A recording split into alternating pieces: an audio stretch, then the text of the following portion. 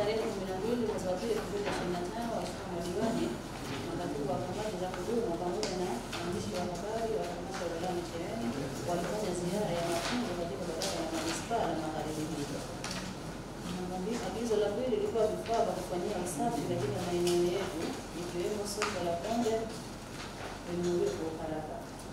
Utekelezaji vifaa mbalimbali vikiwemo mafagio 120, maselesha 20, aro boksi 8, sabuni pombe 3, mapambo 5, mopo 20, raba 20, raincoat 10, raincoat 30, brush 30, ketezo 1, uli makopo 5, vizoleo 20 na vinginevyo vimenunuliwa kwa ajili ya shughuli za usafi. Agizo la tatu ilikuwa mabadiliko ya taa za nje katika soko la Jasiriamali Tunda yafanyiwe ili kurejesha mwanga wa kutosha katika maeneo hayo. Ofisi tayari imeshalifanyia kazi agizo hilo kwa kuweka taa nyingine katika soko la Jasiriamali Tunda. Agizo la nne lilikuwa makarani mapato wa bandari ya Shumba pamoja na wafanyakazi waliofuatilia gari la madagaa bandarini mkoani wapatiwe motisha kutokana na juhudi kubwa walioionyesha katika kupunguza mapato ya halmashauri. Utekelezaji jumla ya wafanyakazi 7 wakiwemo makarani 2 wa mapato wa bandari ya Shumba mjini, maafisa 3, askari na dereva wamepatiwa motisha kwa ajili ya kukuza ukusanyaji wa mapato. Nataka nichangie kwa sababu hasa lililoonekana kukosekana ni linalohusu ziara ya kamati yangu ya mazingira, kwa sababu mimi nilipokwenda kule Konde siku ile tulikuta changamoto ya ile betri, na tulipokuja mara ya pili hapa tukaambiwa kama tayari ishanunuliwa. Lakini kwa bahati nzuri betri ile ingaa kama pesa ya rupia, maanake yatafutwa kila pahali kwenda kusafishwa kila endapo, pengine thamani yake kubwa. Mpaka sasa hivi ile betri haipo na haijaonekana pale sokoni. Ukenda wajua bwana majamu kitu chukua hapo tu hakuna lolote. Sisi huwapoza kwa maneno, lakini kusema iko sehemu ya kutwanga. Ile betri jamani iliko kokote itolewe ikatumike pale.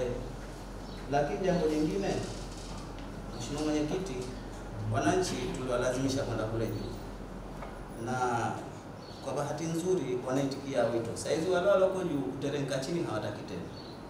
Manake washatii ombi letu. Sasa na sisi wajibu wetu ni kuwatekeleza yale ya kwa wao. Mmoja ashasema kama wale wanaoshughulika na yale magenge pale chini pale ya soko mena ya soko, wale tushughulike nao. Sasa twashindwa na kitu gani? Lakini jambo jingine, ikiwa hivyo ndivyo kule juu ujao ni msimu wa mvua, walilalamika ni mwezi wa ngapi? Walikwenda kule engineer kwenda kagua tasema nataka kupaka rangi.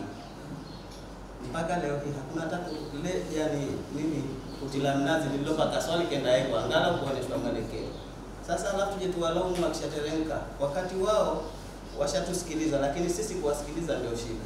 Lakini nikapata swali kwenye akili yangu nikasema kwa kwani kwenda ndani kamati yangu ya mazingira ina bahati. Sasa Mheshimiwa Mwenyekiti, nitaogopa mimi kutoka na kamati yangu kwenda maeneo kwa sababu yale ninarudi nayo yaonekana hayana maana. Mheshimiwa Mwenyekiti, mimi leo katika ripoti hii naifanya kuhamia, lakini natoa ushauri kwamba kamati inapokwenda kutembelea katika maeneo, ina maana zinakwenda kutafuta changamoto, na zile changamoto huorozeshwa katika ripoti hii, lakini matokeo yake sijaona hata nini kwamba kuna ufumbuzi wa utekelezaji wa kidogo ambao umetekelezwa katika kufuatia matatizo walio changamoto zilizoonekana katika kamati zetu. Kwa vile tunakwenda sehemu mbalimbali, tunazungumza na watu mbalimbali, na wale wanatupa changamoto zao wakitegemea kwamba sisi tutarudi kwao kuwatekelezea yale walotuzungumza tulioyapata kule, lakini baadaye hii ripoti ni mwezi wa 3. Lakini sisi sijaona bahali popote ambapo tumekwenda tumefanya kitu kidogo ambayo kwamba tumefuatilia na tumetekeleza kutatua ile changamoto katika maeneo yetu tuliyoyaona. Kamati zote zimeeleza matatizo yaliyo ya kumbua kule, lakini sisi hatukurudi tena. Sasa siku zote tukienda hivi mwisho wale watu hata tuamini. Kwa vile tujaribu kuweka mfumo mzuri, baada ya kuandika ripoti yetu tuitane tuwasaidia vipi wale ile jamii iliyotoa changamoto zao kule, ili na sisi tuonekane kwamba tumetekeleza chochote kule.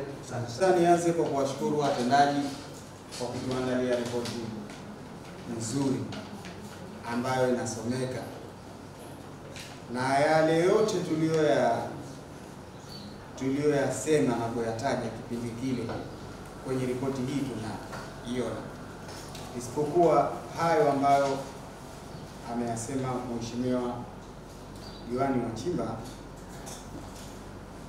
Lakini